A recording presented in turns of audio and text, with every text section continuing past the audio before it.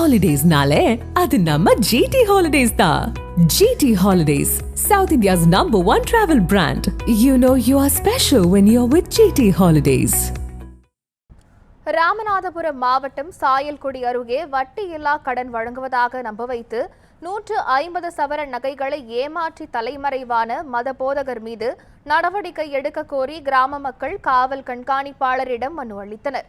சாயல்குடி அருகே கீழக்கிடாரம் கிராமத்தில் வட்டியில்லா கடன் தருவதாக கூறி 150 சவரன் நகைகளை பெற்ற இஸ்லாமிய மத போதகர் அபுதாஹிர் தலைமறைவானார். செப்டம்பர் 1ஆம் தேதியன்று நகைகளை மீட்டு வழங்குவதாக உறுதியளித்த அபுதாஹிர் திடீரென காணாமல் போனதாக கூறப்படுகிறது.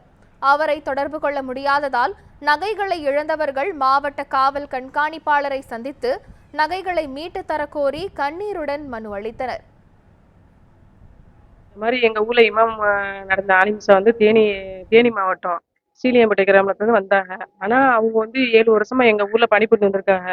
ஆனா எங்க ஊருக்கு இது வரைக்கும் எந்த ஒரு பிரச்சனையும் இல்லை. பிள்ளைங்களுக்கு மதரசாவில் வந்து தொழுகையில இருந்து பிள்ளைங்களுக்கு வயசு புள்ள இருந்து நல்லா பாடக்கல்வி கொடுத்து ஊர் மக்களுக்கு நல்லா பையன் தொழுகை எல்லாம் நடத்தி எல்லா பிரச்சனையும் நல்லா கொண்டு வந்தாங்க. ஆனா அவங்கள்ட்ட எங்களுக்கு எந்த பிரச்சனையும் கிடையாது. ஆனா போக போக அவங்க நல்லா இது ஜமாத்தை நல்லா நடத்தி அவர் பொறுப்பாளராக இருந்து இந்த மாதிரி நீங்க காசுலாம் அதிகமா நீங்க செலவு பண்ணாதீங்க, நான் வந்து ஒரு பைத்துல் மகள் மாதிரி வச்சு நடத்துறேன், அதனால நீங்க வந்து ஒரு புக்கில் சிறுசேமிப்பு நீங்க காசு போடுறதா இருந்தா விட நீங்க காசு 100 ரூபாயிலேருந்து உங்க கையால என்னது 100 ரூபாய் 200 ரூபாய் 300 ரூபாய் எவ்வளவு வேணாலும் நீங்க கட்டிக்கிடலாம்.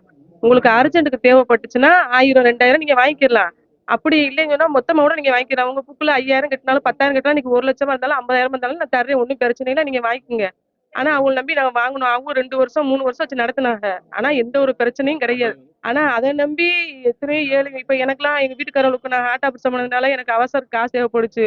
இருந்தாலும் டக்குன்னு எங்களுக்கு 2.5 லட்சம் காசு பேங்க்லயே அடை வச்சு கொடுத்துட்டாங்க. மீதி 1.25 லட்சத்துக்கு எனக்கு காசு கிடையாது.